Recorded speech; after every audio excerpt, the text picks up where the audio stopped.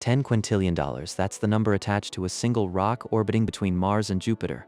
16 Psyche. 10,000 quadrillion.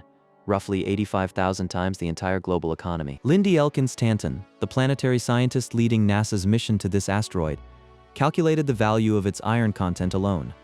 She multiplied estimated tonnage by terrestrial commodity prices, and the result broke the calculator. But here's what no headline tells you. Every company that has ever modeled mining Psyche has walked away. Not because the metal is absent, because the economics are impossible. So if the first trillionaire isn't getting rich on Earth, and they can't get rich from Psyche, where does that leave us? The space mining market isn't science fiction anymore. In 2025, it was valued at roughly $2.2 billion. By 2035, analysts project $16 billion. Astroforge has launched scout missions to metallic near-Earth asteroids. Transastra is designing robotic extraction systems, and the cost of reaching orbit has collapsed. The space shuttle charged roughly $54,000 per kilogram to low Earth orbit. SpaceX's Falcon 9 now operates below $3,000 per kilogram. Starship is targeting $100 to $500 per kilogram, if rapid reuse works. So the hardware is getting cheaper. The targets are being mapped, the capital is moving in, but Psyche sits in the outer main belt, 2.5 to 3 times farther from the Sun than Earth. And there's one number in this story that changes everything. We'll get to it.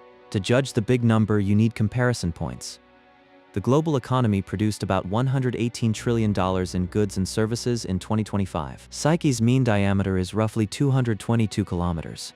Its mass is approximately 2.29 times 10 to the 19th kilograms. NASA's current best analysis says it's not a solid metal core, it's likely a mixture of rock and metal, with metal composing 30 to 60% of its volume. That's still extraordinary for an asteroid.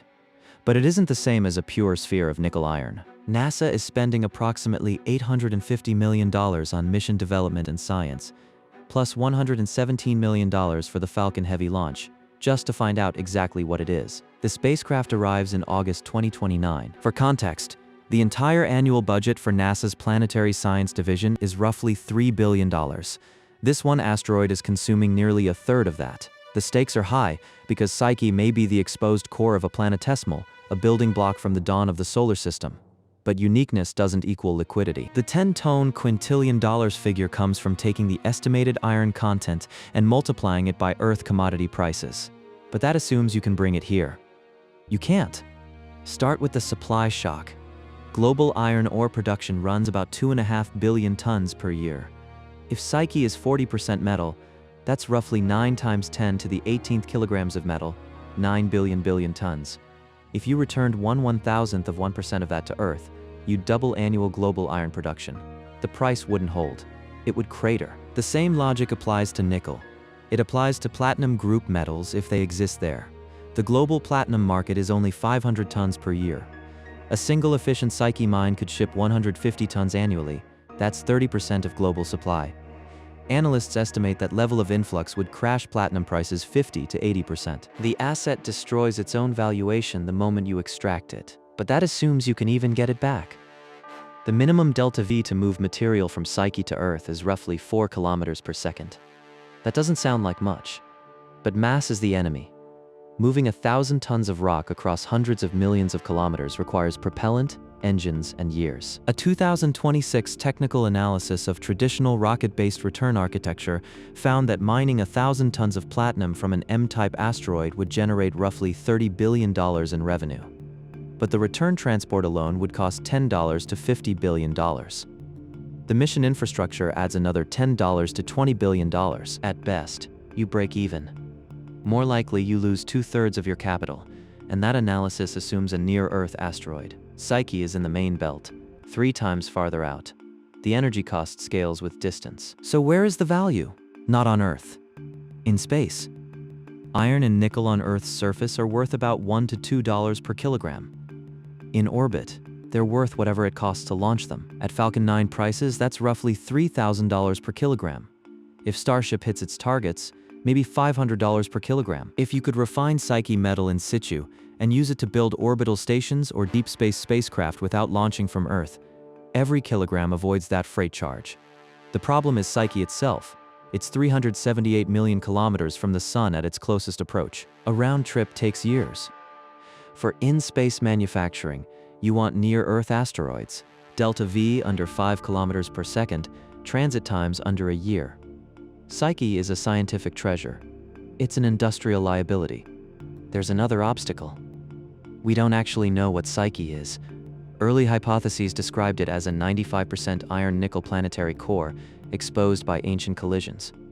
More recent radar and thermal studies suggest a rubble pile structure, mixed silicates, porous regolith. If the metal is buried under loose rock, extraction becomes harder, not easier. A 2020 shape model from the Planetary Science Journal found significant variation in metal content across the surface. Some regions may be metal-rich, others may be slag, until the NASA orbiter maps it with spectrometers and magnetometers. Starting in 2029, every valuation is speculation. Then there's the legal vacuum. The 1967 Outer Space Treaty prohibits national appropriation of celestial bodies. The U.S. Artemis Accords assert that companies can own extracted resources, but no international court has tested this. If you spend $20 billion to build a Psyche mine, you can't be sure who owns the output. Finally, consider the time horizon. The NASA probe arrives in 2029. Data analysis takes 2 years. If a commercial mission launched the day after confirmation, development, transit, and construction would push first extraction into the 2040s at the earliest. By then, terrestrial recycling and alternative materials may have already shifted the very markets you were targeting. So what is 16 Psyche actually worth? The $10 quintillion figure is a thought experiment. It tells us the asteroid contains more metal than human markets are built to imagine. It is not an asset valuation. If you tried to realize it by selling metal on Earth, you'd collapse the price of every commodity you touched and spend more on rockets than you could ever recover. The real extractable value is closer to zero for terrestrial markets. For the orbital economy, the value is theoretical and decades away. That one number from the setup? 30 to 60%. That's NASA's current estimate for Psyche's metal content. If the old estimate of 95% metal is wrong, and the true number is 35%, the headline valuation drops by more than half before you move a single ton. The first trillionaire won't get rich mining Psyche. They'll get rich solving the logistics of moving mass through the solar system cheaply enough that the rock itself becomes irrelevant. The real money in space isn't in the rocks. It's in the infrastructure between them. Propellant depots, orbital refineries, mass drivers that can fling cargo without rockets. Whoever builds that pipeline won't need a $10 quintillion asteroid. They'll own the toll road every other miner pays to use. That's the next question in space economics. If you want to see the math on who's building it, subscribe. One video won't cover it all.